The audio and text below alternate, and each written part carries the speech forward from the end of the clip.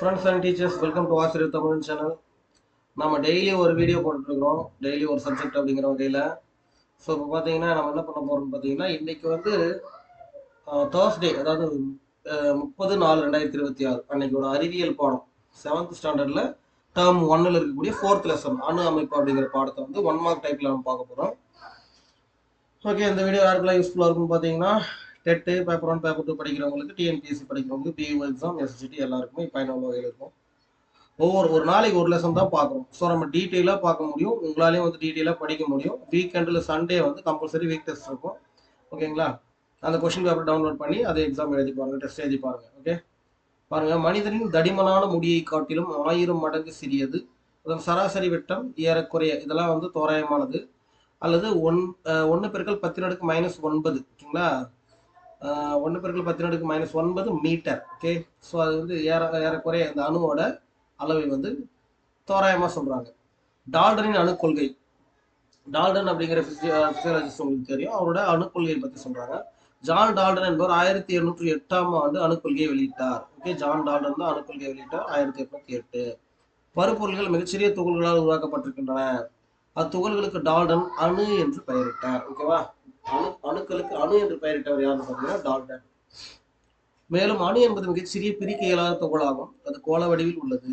அணு என்பது ஆட்டம் என்பது வந்து கோள வடிவில் உள்ளது. அவரின் கொள்கையானது அணுவில் காணப்படும் நேர் மற்றும் எதிர் மின்னூட்டங்களை பற்றி எவ்வித விளக்கத்தினையும் அளிக்கவில்லை. இதுல வந்து நேர் மின்னூட்டங்கள், எதிர் மின்னூட்டங்களை பற்றி வந்து அவர் வந்து எந்த விதமான விளக்கங்களையும் கொடுக்கவில்லை அப்படின்னு சொல்றாங்க. இப்போ 10⁻⁹ என்னன்னு பாருங்க. 10⁻⁹ which means நானோ அப்படின்னு சொல்லுவோம். நானோமீட்டர் என்பது சிறிய நிலங்களை அளக்க பயன்படும் ஒரு அலகாகும். இது 1 மீட்டர் என்பது 1/10⁻⁹ நானோமீட்டர், அல்லது ஒரு நானோமீட்டர் என்பது 1/110⁹ ஆகும் அப்படின்னு சொல்றாங்க. சரிங்களா? 109 இல்ல, 10⁻⁹. சரிங்களா? ஓகே, தாம்சனின் அணுக்கொள்கை பாருங்க. 1897ஆம் ஆண்டு ஜே தாம்சன் அணுவினை பற்றிய மற்றொரு கொள்கையை வெளியிட்டார். அணுக்கொள்கையை பற்றி முதல்ல ஏற்கனவே சொன்னது யாருன்னு பார்த்தீங்கன்னா 1808ஆம் ஆண்டு டால்டன் அணுக்கொள்கையை வெளியிட்டார். அதில் வந்து நேர்மின் மின்னூட்டங்கள், எதிர்மின்னூட்டங்களை பற்றி எந்த தகவலையும் குறிப்பிடவில்லை. ஆனால் தாம்சனின் அணுக்கொள்கை வந்து 1897ஆம் ஆண்டு, இல்லைங்களா? ஏறக்குறைய வந்து 90 ஆண்டுகளுக்கு பிறகு. ஸோ ஜே தாம்சன் அணுவை பற்றி மற்றொரு கொள்கையை வெளியிட்டார். அவர் என்ன சொன்னார்னா, இவர் தர்பூசணி பழத்துடன் ஒப்பிட்டார். இவர் வந்து வாட்டர்மெலன் பழத்தோடு ஒப்பிட்டார். தர்பூசணியில் சிகப்பு பகுதி காணப்படுவது போல அணுவில் நேர்மின்னூட்டம் காணப்படுகிறது.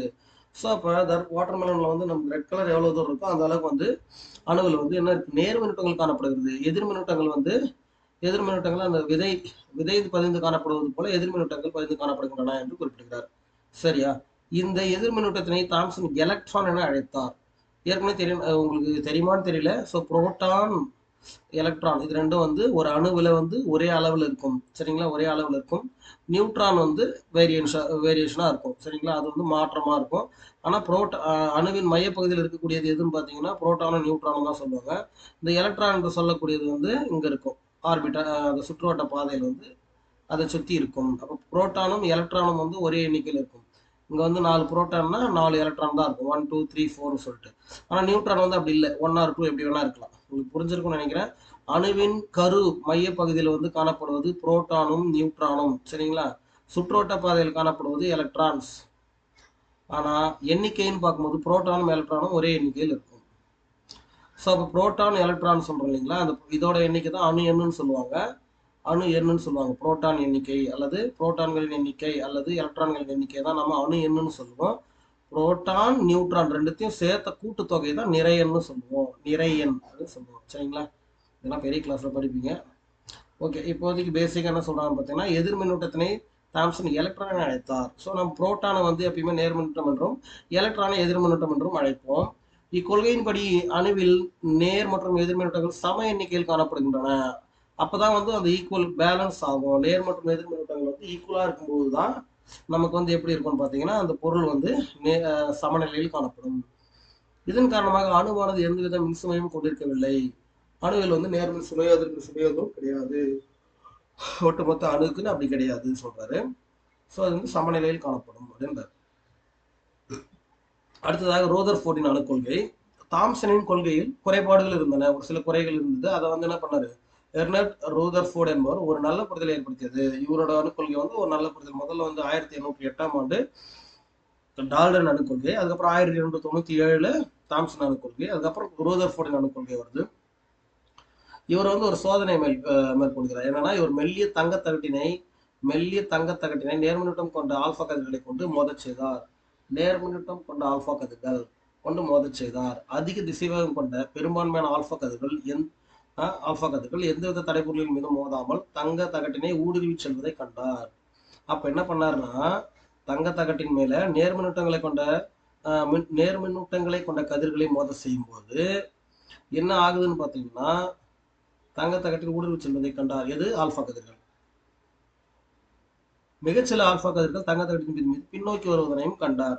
ஸோ இதுல இருந்து அவர் என்ன சொல்ல வர்றாருன்னா, அனைத்து தனிமங்களின் புரோட்டான்களும் நியூட்ரான்களும் ஒத்த பண்புகளை கொண்டுள்ளன. பண்புகள்னு பார்க்கும்போது புரோட்டான்களும் நியூட்ரான்களும் ஒத்த பண்புகளை கொண்டுள்ளன. அணுவினை உருவாக்கும் இத்துகள்கள் அணுவின் அடிப்படை துகள்கள் என்று அழைக்கப்படுகின்றன. அணுவின் அடிப்படை துகள்கள் எனப்படுபவை புரோட்டான்களும் நியூட்ரான்களும் என்பது இதிலிருந்து நமக்கு தெரிகிறது. அனைத்து தனிமங்களின் புரோட்டான்களும் நியூட்ரான்களும் ஒத்த பண்புகளை கொண்டுள்ளன. இது நம்ம முன்னாடி சொல்லிட்டோம். அணுவினை உருவாக்கும் இந்த துகள்கள் அணுவின் அடிப்படை துகள்கள் என அழைக்கப்படுகின்றன. இதையும் சொல்லிட்டோம். இப்போ அணுவின் அடிப்படை துகள்களான புரோட்டான்களை பத்தி நியூட்ரான்களை பத்தி இன்னும் கூடுதலா ஒரு சில தகவல்களை தெரிஞ்சுக்க போறோம். புரோட்டான்கள் என்னன்னு பாத்தீங்கன்னா, புரோட்டான்கள் என்பவை அணு கருவினுள் அமைந்துள்ள நேர்மின்னூட்டம் பெற்ற துகள்கள். சரிங்களா? ஏற்கனவே சொன்ன மாதிரி இது அணு கருன்னு எடுத்துக்கிட்டா இதுலதான் வந்து புரோட்டான் நியூட்ரான் ரெண்டு இருக்கும்னு நான் சொல்லியிருக்கேன். ஓகேங்களா? இது சுற்றுவட்ட பாதையில ஆர்பிட்டால்ஸ் சொல்லுவோம். இந்த இடத்துல தான் வந்து என்ன இருக்கும்னு பாத்தீங்கன்னா, எலக்ட்ரான்ஸ் வந்து இப்படி ஊடுருவி இருக்கும். சரிங்களா? பரவி காணப்படும். இது உள்ள இருக்கக்கூடிய புரோட்டான் வந்து நேர்மின்னூட்டம் கொண்டது அப்படின்னு சொல்றாரு. இவற்றின் நேர்மின்னூட்டத்தின் மதிப்பு எலக்ட்ரான்கள் பெற்றுள்ள எதிர்மின்னூட்டத்தின் மதிப்புக்கு சமமாகும். ஸோ இப்போ இதுதான் நம்ம ஏற்கனவே சொன்ன மாதிரி, இது இப்போ 4 புரோட்டான் இருந்ததுன்னா அப்படின்னு சொன்னா இங்கேயும் 4 எலக்ட்ரான் இருக்கணும். ஏன் சார்னா, புரோட்டான்கள் வந்து நேர்மின் சுமை கொண்டவை, எலக்ட்ரான்கள் எதிர்மின் சுமை கொண்டவை. அதனால நேர்மின்னூட்டமும் எதிர்மின்னூட்டமும் ஏற்கனவே சொன்ன மாதிரி சமமா இருந்தால் அணு சமநிலையில் காணப்படும். அப்படி பார்க்கும்போது புரோட்டான்களின் எண்ணிக்கைக்கும் எலக்ட்ரான்களின் எண்ணிக்கைக்கும் சமமாக இருக்கும். புரோட்டான்கள் பெற்றுள்ள நேர்மின் சுமை எலக்ட்ரான்கள் பெற்றுள்ள எதிர்மின் சுமைக்கு சமம். சரி, இப்ப நியூட்ரான்கள் மூன்றாவது கான்செப்ட் போறோம். நியூட்ரான்கள் இவை அணுக்கருவினுள் அமைந்துள்ளன. நியூட்ரான்கள் எந்தவித மின்சுமையும் கொண்டிருக்கவில்லை. இது நம்ம முன்னாடியே சொன்ன மாதிரிதான். அணுக்கருவில் காணப்படுகின்ற மற்றொரு துகள் வந்து நியூட்ரான் துகள். நியூட்ரான் வந்து என்ன பண்ணும்? நேர்மின் சுமையும் கிடையாது, எதிர்மின் சுமையும் கிடையாது. சரிங்களா? இது மின்சுமை அற்றதுன்னு சொல்லணும். அணுக்கருவில் அமைந்துள்ளவை இந்த என்ன சொல்றாங்க? நியூட்ரான்கள் அணுக்கருவில் அமைந்துள்ளவை இது எந்த மின்சுமையும் கொண்டிருக்கவில்லை. ஹைட்ரஜன் தவிர அனைத்து அணுக்கருக்களும் நியூட்ரான்களை கொண்டுள்ளன. ஹைட்ரஜன்ல மட்டும் நியூட்ரான்களே இல்லை அப்படின்னு சொல்றாங்க. H11 H21 H11 H21 H31 அப்படின்னு சொல்லுவோம் இல்லையா? ஸோ அதுல வந்து நியூட்ரான்களே இல்லை அப்படின்னு சொல்றாங்க. ஹைட்ரஜன் அணுவில் வந்து நியூட்ரான்கள் இல்லை. ஹைட்ரஜன் அணுவை தவிர அனைத்து அணுக்கருக்களும் நியூட்ரான்களை கொண்டுள்ளன. ஒவ்வொரு வருடமும் நமது உடம்பில் உள்ள செல்கள் 98% செல்கள் இறந்து புது செல்கள் தோற்றுவிக்கப்படுகின்றன. இருந்த போதிலும் நமது உடம்பில் ஏறத்தாழ 7 பில்லியன் செல்கள் காணப்படுகின்றன. அடுத்ததாக கடைசியா எலக்ட்ரான்களை பத்தி சொல்ல வரும். எலக்ட்ரான்கள் இவை எதிர்மின்னூட்டம் ஏற்கனவே சொன்னதுதான், எதிர்மின்னூட்டம் பெற்ற துகள்களாகும். இவை அணுக்கருவினை சுற்றி ஒரு குறிப்பிட்ட வட்ட பாதையில் சுற்றி வருகின்றன. அப்ப அணுக்கள் அப்படின்னு பாத்தீங்கன்னா, அணுக்கருக்குள்ள எலக்ட்ரான்கள் இருக்கும், புரோட்டான்கள் இருக்கும், நியூட்ரான்கள் இருக்கும். புரோட்டானும் நியூட்ரானும் ஒரே விதமான இயல்பை கொண்டவை, ஒத்த தன்மையை கொண்டவை. புரோட்டான் வந்து நேர்மின் சுமை, எலக்ட்ரான் வந்து எதிர்மின் சுமை. புரோட்டானும் எலக்ட்ரானும் வந்து ஒரே எண்ணிக்கையில் காணப்படும். உதாரணத்துக்கு இது வந்து 2 புரோட்டான் இருந்தால் 2 எலக்ட்ரான் இருக்கும். சரிங்களா? ஸோ அப்போ வந்து அதே மாதிரி அணுவின் அடிப்படை துகள் என்னப்படுவை? புரோட்டான்களும் நியூட்ரான்களும். அணு எண் என்றால் என்ன அப்படின்னு பார்த்தீங்கன்னா, எலக்ட்ரான்களின் எண்ணிக்கை அல்லது புரோட்டான்களின் எண்ணிக்கை ரெண்டும் ஒன்னா தான் இருக்கும். இது ரெண்டு தான், இது ரெண்டு, இதுதான் அணு எண்ணு சொல்லுவோம். இதே இந்த இடத்துல ஒரு நியூட்ரான் இருக்குனாக்கா நிறை எண்ணு நான் எதை சொல்லுவோம்னு பார்த்தீங்கன்னா, புரோட்டானும் நியூட்ரானுக்கு சேர்த்தா சொல்றது தான் வந்து நிறை எண்ணு சொல்லுவோம். ஒட்டு மொத்தமா இருக்கக்கூடிய மொத்த கான்செப்ட் இந்த பாடத்தை வச்சு விளக்கியாச்சு. புரோட்டான் மற்றும் நியூட்ரானின் நிறையுடன் ஒப்பிடும்போது எலக்ட்ரான் நிறை புறக்கணிக்கத்தக்க அளவில் உள்ளது. ஏன்னா இதோட வெயிட்னு பார்க்கும்போது, புரோட்டான் மற்றும் நியூட்ரானோட வெயிட்னு பார்க்கும்போது எலக்ட்ரானோட வெயிட் வந்து ஒண்ணுமே இல்லைன்னு சொல்றாங்க.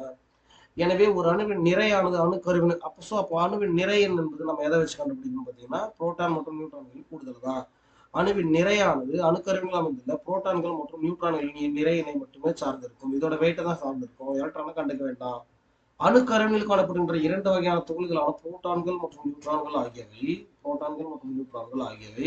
நியூக்ளியான்கள் என்று அழைக்கப்படுகின்றன. ஏற்கனவே சொல்லியிருந்தோம், அணுவின் அடிப்படை துகள்கள் அப்படின்னு சொல்லியிருந்தோம். அணுவின் அடிப்படை துகள்கள்னால அதுதான், நியூக்ளியான்கள்னாலும் அதுதான். சரிங்களா? ரெண்டும் ஒண்ணுதான்.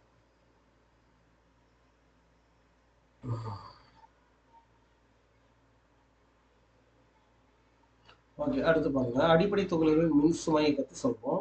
புரோட்டான்கள் எர்னஸ்ட் ரூதர்ஃபோர்ட் கண்டுபிடிச்சார். புரோட்டான்களை கண்டுபிடித்தவர் எர்னஸ்ட் ரூதர்ஃபோர்ட்.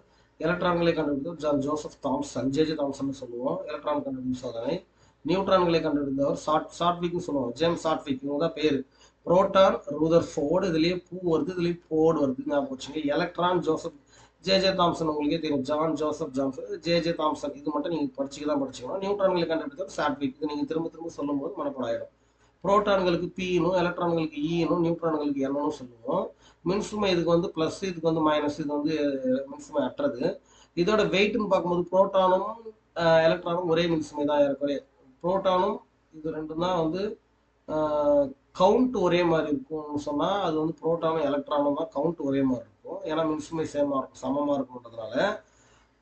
ஆனா இதோட நிறை வெயிட்னு பார்க்கும்போது ஏறக்குறைய இது ரெண்டும் ஒரே மாதிரி இருக்கும். 1.67 6.7 2 6 பெருக்கல் 10⁻27. இங்கேயும் அதுதான் 1 புள்ளி, இது 1.67 4 9 பெருக்கல் 10⁻27.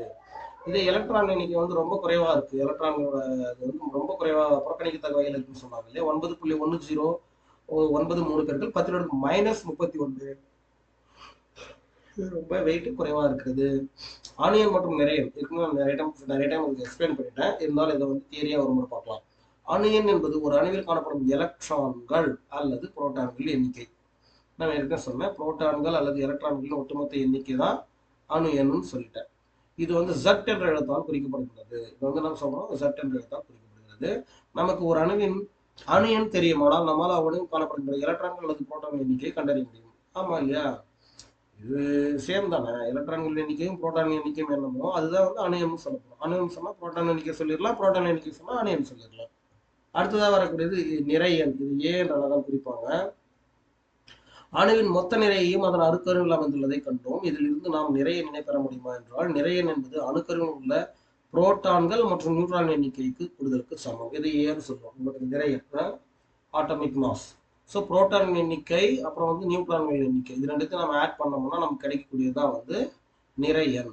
ஒரு லித்தியம் அணுவானது 3 புரோட்டான்களையும் 4 நியூட்ரான்களையும் கொண்டிருக்கிறது என்றால் அதன் நிறையன் ஏ வந்து என்னன்னு பார்த்தீங்கன்னா 3 கூட்டல் 4 7. ஸோ இதுதான் வந்து இந்த லித்தியம் அணுவின் நிறையன் அப்படின்னு சொல்லலாம். சரி, அப்ப லித்தியம் அணுவின் அணு எண் என்ன?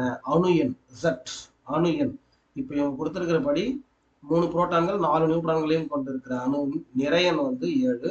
அப்போ அணு எண் என்ன தெரிஞ்சவங்க இந்த வீடியோவோட கீழே கமெண்ட்ல கம்பல்சரி கமெண்ட் பண்ணுங்க. கண்டிப்பா கமெண்ட் பண்ணுங்க, நான் செக் பண்ணுவேன்.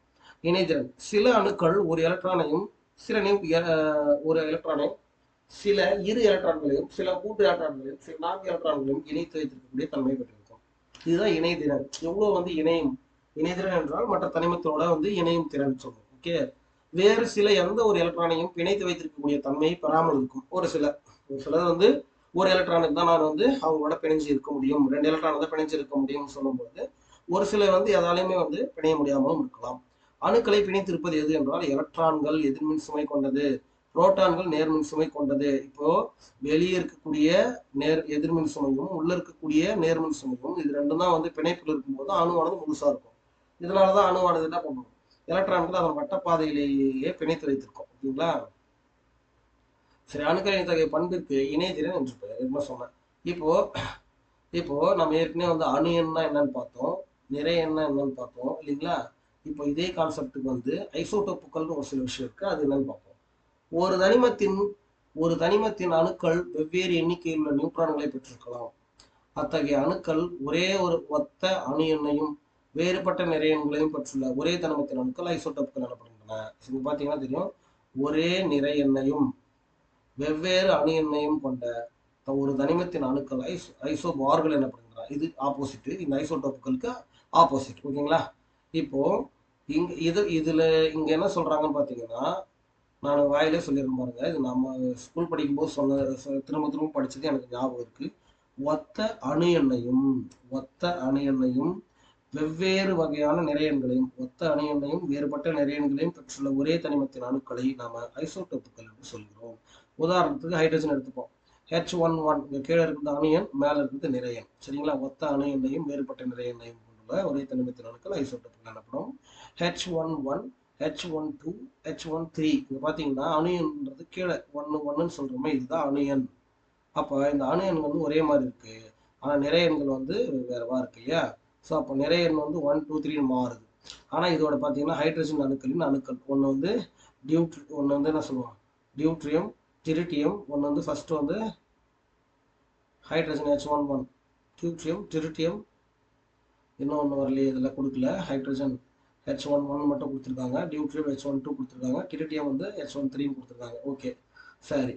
இப்போ இங்க கொடுத்திருக்கிற ஒரு முறை வாசிச்சு பார்க்கலாம். ஒரு தனிமத்தின் அணுக்கள் வெவ்வேறு எண்ணிக்கையில் உள்ள நியூட்ரான்களை பெற்றிருக்கலாம். அத்தகைய அணுக்கள் ஒரே ஒரு ஒத்த அணு எண்ணையும் வெவ்வேறு நிறையன்களை பெற்றுள்ளன. அவை ஐசோடோப்புகள் என அழைக்கப்படுகின்றன. உதாரணமாக ஹைட்ரஜன் அணுவானது 3 ஐசோடோப்புகளை உருவாக்குகின்றன. ஒன்று ஹைட்ரஜன், இன்னொன்று டியூட்ரியம், இன்னொன்று டிரிட்டியம். ஓகேங்களா? ஒன்று ஹைட்ரஜன் 1, இன்னொன்று டியூட்ரியம், இன்னொன்று டிரிட்டியம் சொல்றாங்க. இதுக்கு ஆப்போசிட்டா ஒன்று சொல்றோம், அதுக்கு பேர் தான் என்னன்னு பார்த்தீங்கன்னா ஐசோபார்கள்னு சொல்லுவாங்க. இது ரொம்ப ரொம்ப ரொம்ப முக்கியமான ஒரு, இந்த பாடத்துல கேள்விகள் வரக்கூடிய ஒரு முக்கியமான ஒரு கருத்து நமக்கு சொல்லிட்டு இருக்கிறது. அணு எண்ணா என்னன்னு பார்த்தோம், நிறைய எண்ணா என்னன்னு பார்த்தோம். இப்போ அந்த கான்செப்டை வச்சு நம்ம ஐசோடோப்புகள் என்ன, ஐசோபார்கள்னா என்னன்னு பார்த்துட்டு இருக்கோம். நம்ம ஏற்கனவே பண்ண மாதிரி ஒத்த அணு எண்ணையும் வேறுபட்ட நிறைய எண்களையும் கொண்ட ஒரே தனிமத்தின் அணுக்கள் ஐசோடோப்புகள் எனப்படுகின்றன. அதே மாதிரிதான் ஒத்த நிறை எண்ணையும் வெவ்வேறு வகையான அணு எண்ணையும் கொண்ட ஒரு தனிமத்தின் அணுக்களை நம்ம ஐசோபார்கள் என அழைக்கிறோம். எடுத்துக்காட்டு கால்சியம் பார்த்தீங்கன்னா கால்சியம் 40, ஆர்கான் வந்து -40. ஸோ இதுதான் வந்து ஐசோபார்களுக்கான உதாரணம்.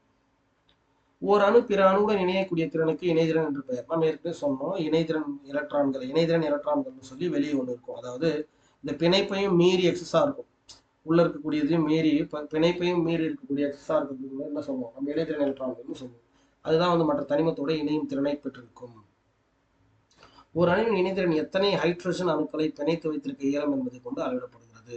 ஹைட்ரஜன் அணுக்களை வந்து எத்தனை அதனால் வச்சிருக்க முடியும்ன்றதை வச்சு நம்ம கண்டுபிடிக்க முடியும்.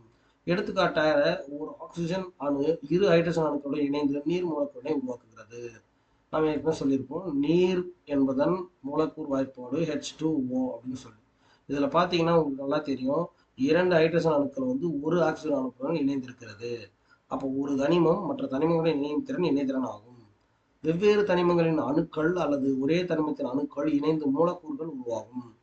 நம்ம மூலக்கூறுகள் பத்தி தெரியும், ஒரு சிம்பிளா இருந்தா அது வந்து அணுக்கள் இணைந்தது மூலக்கூறுகள். நம்ம சொல்லுவோம்ல தமிழ்ல, செல் என்பது ஒரு தனித்தனி உயிரி செல். உடம்புல பல்வேறு வகையான செல்கள் ஒன்னா சேர்ந்து வந்து என்ன ஒரு திசுவாக மாறும். அதே கான்செப்ட் தான் இங்கேயும்.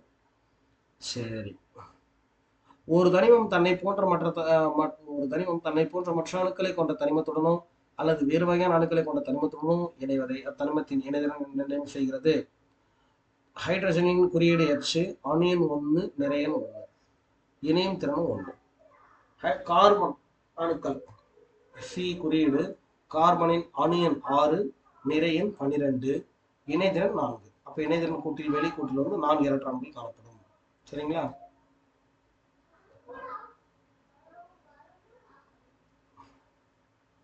ரெண்டு 4 வரதுனால இப்படி இருக்குது. ஸோ 2 4 4 இருக்குது. இது உங்களுக்கு தெரியும், பெரிய கிளாஸ் போனீங்கன்னா படிப்பீங்க. 2 4 4 அப்படின்னு சொல்லி இதோட இணைதிறன் கூட்டில் வெளிக்கூட்டில் காணப்படுகின்ற எலக்ட்ரான்களை பொறுத்து தான் இந்த இணைதிறன் வந்து நிர்ணயிக்கம் செய்யப்படுகிறது. இது நீங்க பெரிய கிளாஸ் போனீங்கன்னா தெரியும். அப்ப 2 4 பிரிக்கும் போது இதுல வந்து 2 4 6 போயிடும். திரும்ப மீதி இருக்கிறது வந்து 4, அப்ப 8 போயிடும். அதனாலதான் வந்து 8 இருக்கிறதுல வந்து 2 எலக்ட்ரான்கள் வெளியே இருக்குன்னு சொல்றாங்க. இது நீங்க பெரிய கிளாஸ் போனீங்கன்னா இன்னும் தெளிவா படிப்பீங்க. ஆக்சிஜன் குறியீடு O, அணு எண் வந்து 8, நிறையன் வந்து 16. இப்ப இங்க பாத்தீங்கன்னா இணையும் திறன் என்று பார்க்கும்போது 2. சோடியம் Na குறியீடு, அணு எண் 11, நிறையன் 23, இணைதிறன் வந்து 1. கால்சியம் குறியீடு Ca, அணு எண் வந்து 20, நிறையன் வந்து 40, இணைதிறன் வந்து 2. இதுல எல்லாம் ஒண்ணு மட்டும் புரிஞ்சுங்க, அணு எண் வந்து 1னா எலக்ட்ரான்களின் எண்ணிக்கை வந்து 1. ஓகேங்களா? ஏன்னா புரோட்டான் எண்ணிக்கைனாலும் அணு எண்ணாலும் ஒண்ணுதான். புரோட்டான் எண்ணிக்கை 1னா எலக்ட்ரான் எண்ணிக்கை 1, அணு எண்ணும் 1. புரோட்டான் எண்ணிக்கை 6னா எலக்ட்ரான் எண்ணிக்கையும் 6, அதோட அணு எண்ணும் 6. ஆக்சிஜன் அணுல அணு எண் 8 அப்படின்னாக்கா புரோட்டான் எண்ணிக்கையும் 8, எலக்ட்ரான் எண்ணிக்கையும் 8. சோடியம் 11னா புரோட்டான் எண்ணிக்கையும் 11, எலக்ட்ரான் எண்ணிக்கையும் 11. இது கால்சியம் 20னா புரோட்டான் எண்ணிக்கையும் 20, எலக்ட்ரான் எண்ணிக்கையும் 20. இதை நீங்க புரிஞ்சுக்கணும். ஒரு இணைதிறன் 1 என்ற மதிப்பினை பெற்ற தனிமங்கள் ஒரு இணைதிறன் தனிமம் என்று அழைக்கப்படுகிறது. எடுத்துக்காட்டு ஹைட்ரஜன், சோடியம். இங்க பாருங்க, இதெல்லாம் 1, ஹைட்ரஜனும் சோடியம் வந்து இணைதிறன் 1. ஸோ அப்போ ஒரு இதுக்கு பேர் என்னன்னு சொல்றாங்கன்னு பார்த்தீங்கன்னா ஒரு இணைதிறன் பெற்ற தனிமம் சொல்றாங்க. இரண்டு என்ற மதிப்பினை பெற்ற தனிமங்கள் இரு இணைதிறன் தனிமங்கள், ஆக்சிஜன் மற்றும் பெரிலியம். இங்க பார்த்தீங்கன்னா தெரியும், ஆக்சிஜனும் பெரிலியமும் சொல்றாங்க. ஓகேங்களா, கால்சியமும் தான், பெரிலியமும் இருக்கு. கால்சியம், பெரிலியம், ஆக்சிஜன் இதெல்லாமே வந்து இரு இணைதிறன் தனிமங்கள். 3 இணைதிறன் மதிப்பு பெற்ற தனிமங்கள் 3 இணைதிறன் தனிமம் என்று அழைக்கப்படுகிறது. அதற்கு உதாரணம் வந்து கொடுக்கல. ஒரு தனிமத்தின் வேதி பண்புகளை தக்க வைத்துக் கொள்ள மிக சிறிய துகளே அணுவாகும்.